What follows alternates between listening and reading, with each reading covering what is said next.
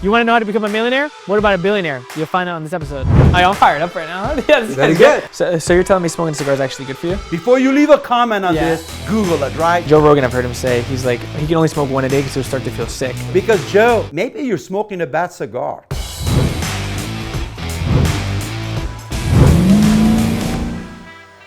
Today's episode on Cars and Cigars, we couldn't have started off with a bigger bang. A self-made billionaire, Zaya Younan, one of the most passionate, energetic guys I've ever met. Revolutionizes the industry from automotive industry to cigar industry to the hotels in Europe. The list goes on and on. I'm excited to sit down, take a ride. Hope you guys are too. Buckle up, let's go. Zaya doesn't need to make a statement, at least not with this car. So we pull out the G-Wagon and let the story do the talking. You guys also created the navigation technology, right? Well, navigation, I developed it later on at my own company. So at General Motors, we invented the airbag. We invented the VTS, variable temperature cells, that use semiconductor portable effect. We developed a keyless entry system, RF, the radio frequency keyless entry system. That's what unlocks the car, right? That's right. And some other technology we developed back then. And then later on, I started my own company, which we developed a navigation system. What was the time period that you were working with General Motors? I worked from General Motors from 1983 to 1987. Oh, you did all that in 5 years? I did all of that in 5 years. Wow, that's crazy. And correct me if I'm wrong, but I read somewhere that you and partners actually created the first electric vehicle? Electric vehicle was developed in very early 1900. You know, the concept of electric vehicle, not the actual vehicle itself, right? Yeah. Because the concept is one thing, right? But develop a production ready to be released vehicle is another thing, right? Yeah. Back in early 85s, when I left General Motors, we started thinking about taking a concept of electric vehicle, but developing a world first production electric vehicle. Which is different than a concept electric vehicle. Yeah. Concept is on the paper, right? Production is something that you can drive it in the car. Like it actual obtainable. It meets all the safety requirements and so forth. Yes, and we developed the very first electric vehicle in early 85, the production electric vehicle. Yeah. We sold it to General Motors later on, and they took it, they renamed it to EV1. They showed it around the world, and then they canceled the project because they weren't ready to make a transition from electric vehicle to combustion vehicle. Wow. I mean, from combustion vehicle to electric vehicle. And that was, and when did Tesla come about? How long after that? So that was 1985. Yeah. Tesla came back about 12 years after that, right? Tesla came up 12 years after that. Why the automotive industry was it for you? Like, what got you into that? Well, of course, I when I was a kid, I always worked. You know, I had a very terrible car, old car, ugly car, cheap car. I think I bought it for $300. And so I was forced. $300? That's crazy. So at the age of 16, so I was forced to constantly work on it, right? Okay. So I was forced to constantly work on it, constantly fix it. So I learned about cars back when I was 16 years old and so forth. Got it. So cars are kind of a motivation growing up always? Absolutely, yeah. This community is insane. Who else lives here? There's 8 people basically living in this 300 acres community. Oh, just 8? 8. And like this house belongs to Britney Spears. Now this is my property from here. How many acres? I live 25 acres. I have 5 homes. 5 homes on your property? On my property, a guest house, theater house, a party house, and so forth, and the main house, right? So this is kind of front door of my house. And a little bit further, Mariah Carey just bought a house here to the right, so she lives also here too. Jamie Foxx lives right outside of the gate. Some of these statues are from 16th, 17th century.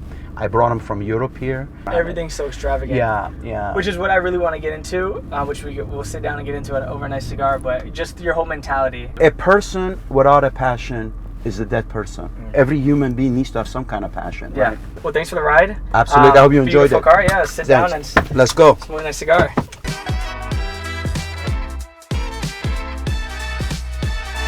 Thank you for the ride in the G-Wagon. I noticed you only have Mercedes, but with how luxurious everything is, I'm surprised you don't have a Bugatti. Well, first of all, I saw one of your clips last night, and I've noticed that you like Mercedes-Benz. I do. So I brought only my Mercedes-Benz collection just for me? out just for you. I appreciate that. However, there are 8 Bugattis sitting on this table. These ashtrays are each $10 million each. No. Because they have over 400 carats of precious stone on them. 10 million each. And the lighter is $5.5 million each because I got only, you can lift it up. You can see the stones, diamonds. Wow. You can see the ruby. This is a 30 carat ruby on both sides, each 30 carats. So rubies are very expensive. So you have essentially value of 8 Bugattis sitting on this table. That's crazy. So if I have 8 Bugatti, you know, I have to have a big garage. But this is the most perfect garage for 8 of them right here. No, it's beautiful. Have you ever actually owned a Bugatti, had a Bugatti? I did several times. But they're very difficult car to ride. They're very uncomfortable for me. Are they? So they're beautiful cars. I mean, they're the best engineering car in the world. But for a young guy like you, it's great. But for the guy like me, I like a little bit of luxury, a little bit of comfort. What is your favorite car ever that you've owned? I love Rolls-Royce Phantom. You know, I always liked those. You used to have one, right? I had them for a long time, yeah. And now, you know, for comfort, for agility, for acceleration when I want, I love the S-Class Mercedes-Benz, you know. Would that be the S-Class be the go-to? That's the car that sometimes I drive to work. It's comfortable, it's very luxurious. Yeah. You know, in California, if you drive 2 expensive cars, people are going to flip your finger in the street. So I get tired of that, so I'm driving a one that it doesn't create so much hostility. So much noise, yeah. No, it's great, it's great. These cigars, I would say, out of all the cigars I've ever smoked, are like the Bugatti to me. Yeah, like they're honestly phenomenal. El Septimo was the brand, you're the owner. Yeah. And you didn't create the brand, but you bought it over 5 years ago? Yeah, it's funny. The very first El Septimo cigar was given to me by former king of Saudi Arabia. We were staying at a hotel together in Germany, and I met him, and he offered me El Septimo. And I was mesmerized by this cigar. It used to be called Cigar of the Kings back then, because they only produced limited quantity that all of the king of Saudi Arabia, king of Middle East and Europe used to buy them and smoke them. Yeah. So when I smoked the first one, it was El Septimo Double Shot. I've been smoking cigars since I was 20 years old, right? So I've been smoking cigars for 40 years. I was just mesmerized with that cigar. And when I tried to buy it, they wouldn't sell it to me because I wasn't a king. So I bought the company, and I'm glad I did. Yeah. I'm assuming they were for Kings because of what, they were too expensive, or just no, how good they were? For 2 reasons. It's not just too expensive. Everything that is expensive has a reason to be expensive, right? So the cigar were using the best tobacco from all over the world. It was the first cigar company that took the best tobacco from 5 different countries in the world and blend them together. They were doing the longest fermentation, longest aging, to purify the taste of the nicotine, right? To take all the impurities off. So there is a reason why they are slightly more expensive, but the level of flavor, aroma, and an excellent experience you get from smoking El Septimo cigar, frankly, to me, I cannot get it from any other cigars in the world. No, they're phenomenal. What I have right here is the Bamba Orange, and what are you smoking? I'm smoking our new 20th anniversary, a magnificent cigar. I always wanted, you know, I'm an inventor, and I always invent something good. Yeah. Not just for people, but for myself, right? I wanna have something that it doesn't exist in the world. To make the best cigar in the world, you have to start from the time you plant the seed into the soil. You have to know your soil. You have to know what kind of seeds you use for that soil. You could have a 10 acres property.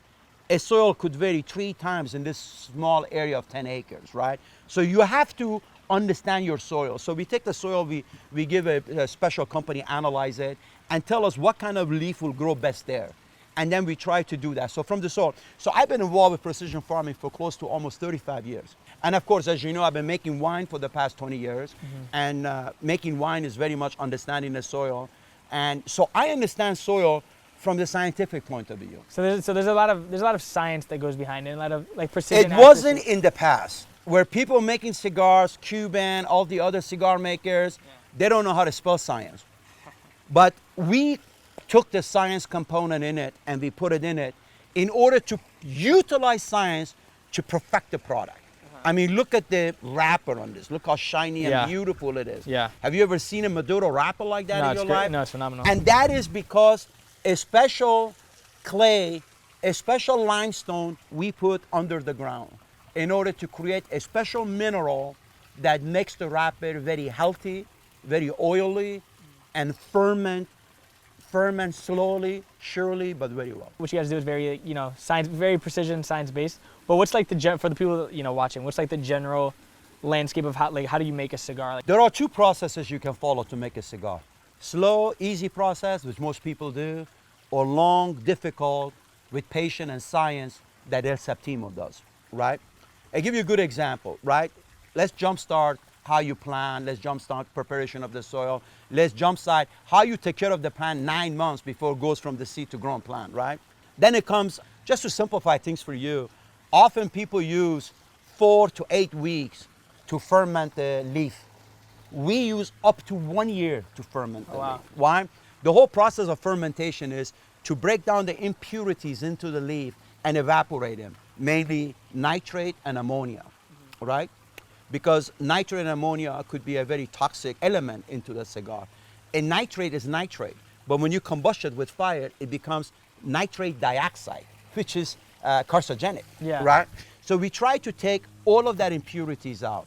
After we take it out, we think we know we take it out. We taste each leaf to make sure we're taking it off. And then we take it from fermenting to aging, right? That process takes El Septimo 1 year. Traditional cigar maker, including Cuban, it takes 4 to 6 weeks. That's just to give you one example. I could talk about this all day long, but I don't want to bore you. But just to give you one example, that's one of the difference of El Septimo to any other cigars in the world. No, I mean, it clearly shows. Can I ash it here? I feel like it's too... No, absolutely. It's a Bugatti. I ash all the time. Here, let's do it together. We ash our cigar in $10 million ashtray. It was made for that purpose. Okay, good. Now, today, you did something that king of the world, king of the countries cannot do. So you ash your cigar in $10 million ashtray. I ash my cigar in a $10 million ashtray. Right, how about that? Yeah, it's insane. Well, I'd love to continue. Are you able to smoke inside? Absolutely. Okay. Matter of fact, in my household, I smoke cigar, my wife smokes cigar, my children smoke cigar, and we smoke inside of our house. And usually people do not smoke cigar inside because of the bad odor that comes in. But most of that bad odor comes from actually ammonia and deposit of nitrate in it, right? Because the tobacco itself, the smoke of tobacco itself, not adhesive. That's the scientific chemistry definition of it. So it shouldn't stay someplace to smell. So if you notice, you could smoke El Septimo cigar all day long and go home, your own wife would not recognize if you smoked a cigar or not. But yes, absolutely. Let's go inside of my office and smoke El Septimo inside of the house. Let's do it. How about that? I'm Let's excited. Do it.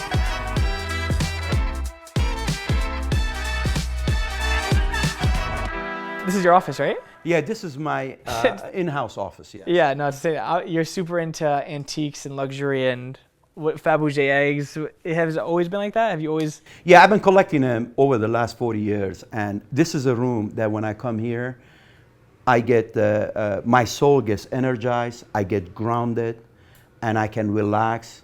I see history around me. Some of these pieces trace back to 1200, 1,000 years old. So I reflect on the past, not only my past, but historical past. And it helps me better understand the road ahead of me in the future. Yeah, and I want to get a little bit into your past. You came here when you were 13, right, from Iran? When we first moved to Chicago. And then I know you went to university in Illinois, but if there was one thing, a couple pieces of advice you would give someone like me, a young 26-year-old, and just how to be successful in that journey, however it is, what would that be? I think mighty God, Lord, has created everybody equal, has given everybody same talent. Some people become more famous than others because they know how to use that talent, right? So the advice I give you, first, you must have a passion, right? Every person has that. You must turn it on. When you have a passion, you have energy. You could see the future, and you can see what is missing in the future that you can go ahead, create or develop and provide and be successful. Remember, being successful is not about making money. That's just a byproduct of it that happens anyway, right? Being successful is to define yourself, to create and evolve better version of yourself every day. Often you go to work out, right? Every day, 5 days a week. You go, you work out, you work out, you work out, you work out. You work out so much on your muscle to look better, to feel better, to be healthier. But how often do we do it in our career, in our life? Imagine you go bench press, 200, 250 pounds. How difficult that is. And how many times you do that. And you do it day in, day out, right? But how often do we push our mental strength, right? So we have to convert that. We have to continue to do physical activity, but demand more from your brain. Condition your brain more, and you will see things will come to you easily, and you evolve both professionally and personally. And then from there, your life becomes much easier. Did you always have that passion and that mindset growing up? Because I know you don't come from much, right? No, I come from nothing. My father was a truck driver. I came at the age of 13 to United States. And literally when I arrived in the United States, I had $25 in my pocket. and an old Bible for my grandfather. But I was very hungry. I was tired of living poor. I was tired of looking at things that I want that I could never have, right? I remember, this is a true story, when I was a kid, we used to have a refrigerator. Sometimes it had one apple and one orange, but we couldn't go grab that apple and eat it. We had to wait till my mother comes home to cut that apple in 7 pieces so each one of us could have 1 piece. Wow. I was tired of that. I wanted more for my life. That's why I came to United States. The best move I ever made. This country is blessed. I love United States. It's a land of opportunity. It's a land that it promotes you creating a better version of yourself. So you were sick and tired, I guess, when you were younger, of struggling almost and having to not have enough or whatever that was. But how did you turn that energy into like your passion? Like, what was the passion for you growing up? Was it always this? Was this the goal? Always. I used to dream about all of these. Okay. I used to dream about these. When I was a kid, I mean, I've never seen a Rolex. Maybe I've seen it in a magazine or something, but I always wanted to have a Rolex. I always wanted to have a nice car, nice house. But I knew nobody would give it to me. I had to go basically get it myself, earn it myself. And I knew I had to be educated, which was very important. And I knew I had to work hard. I remember when I was working out, if my colleagues work 8 hours, I used to try to work 12 hours a day. If they work 5 days a week, I used to try to work 7 days a week. So I took advantage of the time. I took advantage of every moment of a life to create a better following moment for myself. Did you have a work-life balance? No. If you want to start thinking about shit like that, you'll never be successful. When you are trying to develop yourself, improve yourself, right? At least I lived that way, right? The only balance I had was working hard. The only balance I had is trying hard. I didn't go vacation. Matter of fact, give me your story. I graduated at 19. I started working at 20. I did not have my first vacation until I was 37 years old. Wow. 37 years old. Even when I get married on Saturday, I went to work on Monday, right? So I don't believe in balance. But now I have a balance. Now I have a balance and comfort.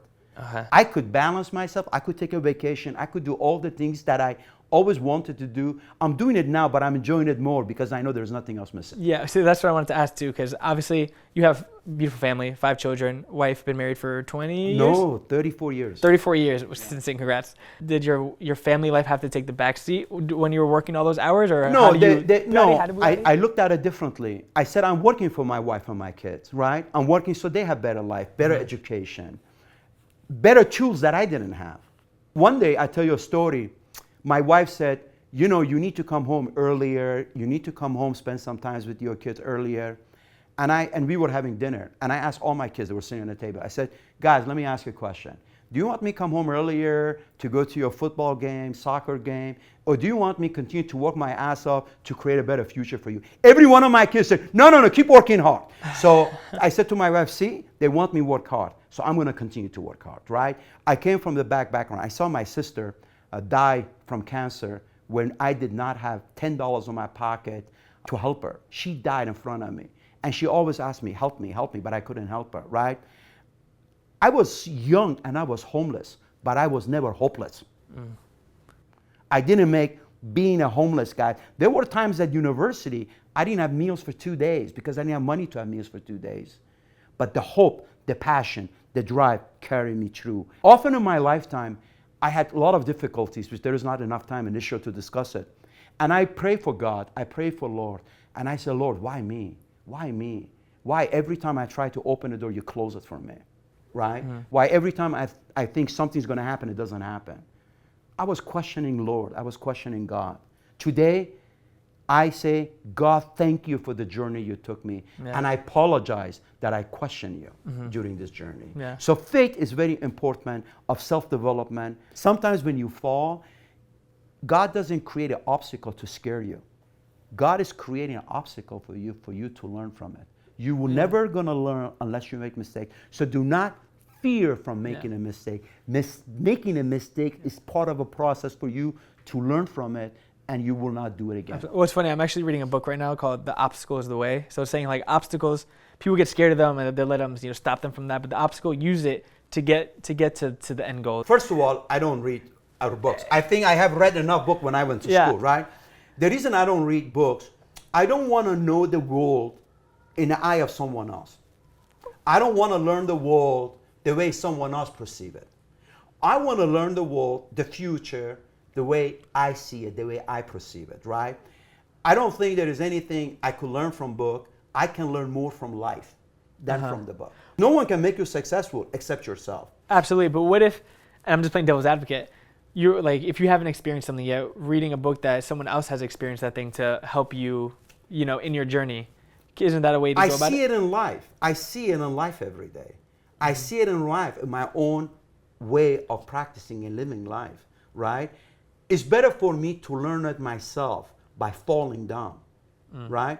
If someone say to you, take a look at the best soccer player, best baseball player, best basketball player. By looking at him, learn how to be a great player.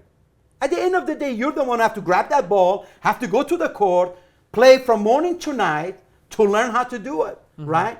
There is nothing like physical implementation of progress. How many people look at someone's billionaire life or they read the billionaires' books and they became billionaire? Zero, none. At the end, you have to do it by yourself. At the end, you have to focus on yourself. And at the end, you have to ignite your own fire. Absolutely. If you are so weak that someone else have to ignite your fire, you will never get to the holy land that you want to get to.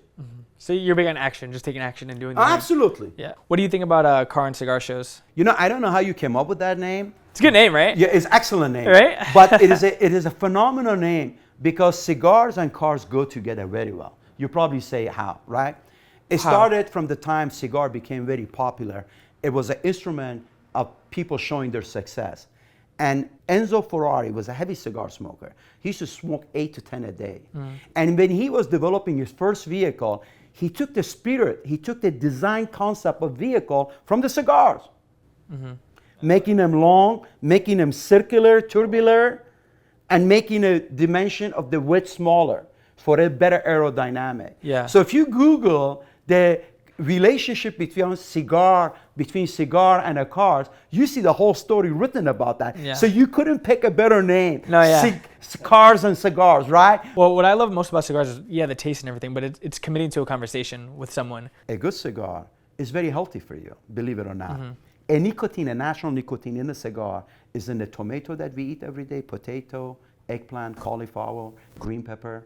If you guys Google, is there any natural nicotine in tomato, you'd be surprised what you can find out from it. Yeah. 7.2 milligram of pure nicotine in an average size tomato. Oh, wow. Right? So everyone's born with nicotine, right? So there is 9 billion people approximately in the world. Literally, if you take the blood, every one of them have traces of nicotine in it. And a natural nicotine, a good cigar, not any cigar, a good cigar has a pure nicotine in it, right?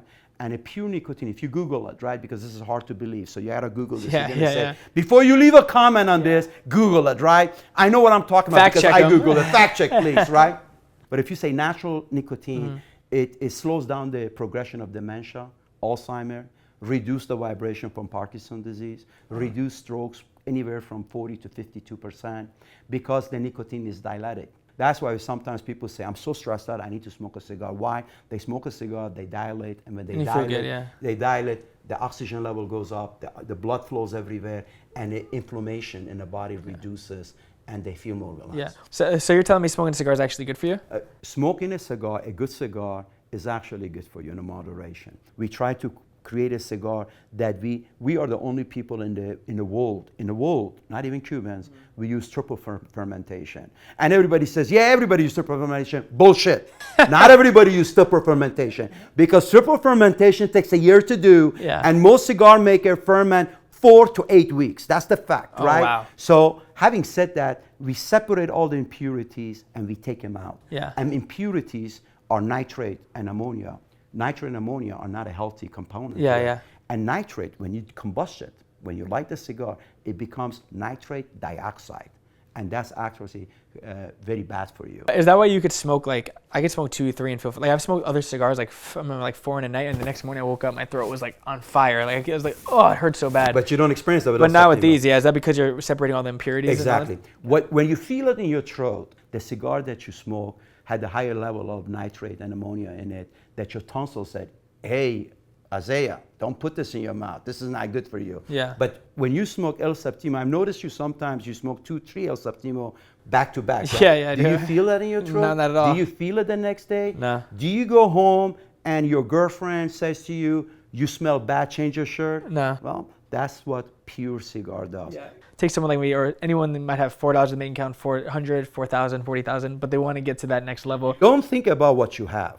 Don't think about if you have 400, 4,000, or 14,000. Don't think about what you have. Think about what is it that you want that you don't have, right? And use what you have, the 400, 4,000, or 14,000, as a tool to get you to the next level. Some people always ask me, how much money do you have? And honest to God, I don't know. I never sit down, think about how much money I have, right? I don't think about how many cars I have or how many watches I have. It's irrelevant. I think about every day, what is it that I want that I don't have, right? Or what is it that I want to accomplish that I haven't accomplished at my old age? And that's what I focus on. So you would say money doesn't motivate. Money Absolutely. things don't motivate you. Absolutely not. The day you start thinking about money as a source of motivation, right? That's the day you're going to start falling. I'll give you a good example. Look at all the athletes who make millions of dollars, right? 5, 10 years after their career ends, they no longer have money. Yeah. Right? Or look at all these movie stars that have all the money in the world, yet they're unhappy. We read about it every day, right? Mm-hmm. Money is an instrument, it's not the source of happiness. And you must understand that, because if you don't understand that, you have a flaw in the way you think that will stop you from progressing to the point you want to get. I can't thank you enough for letting me and my team in here in your beautiful house. I was smoking Bombay. Bamba. One of the best cigars I've ever had. Bamba, I was Bombay, one of the best cigars I've ever had in my life, and just giving us the insight inside of your brain and everything you do, because I know your time's valuable and we really appreciate it. Cars and Cigars. My pleasure. Thank you so much. My pleasure. Appreciate it. Thank you so much. Thank you. Thank you. Thank you. That was great.